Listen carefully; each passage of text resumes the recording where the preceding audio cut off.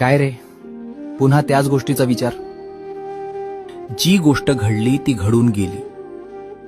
जी गोष्ट तुझ्या भविष्यात कामाची सुद्धा नाहीये, तिचा विचार करून स्वतःचा आज का जाळतोयस? अरे वीर्या, त्रास त्या परिस्थितीचा नाहीये. त्रास हा आहे की तू त्या गोष्टीला पकडून ठेवलायस. ती गोष्ट सोडून दे. बघ, त्रास होतोय की नाही.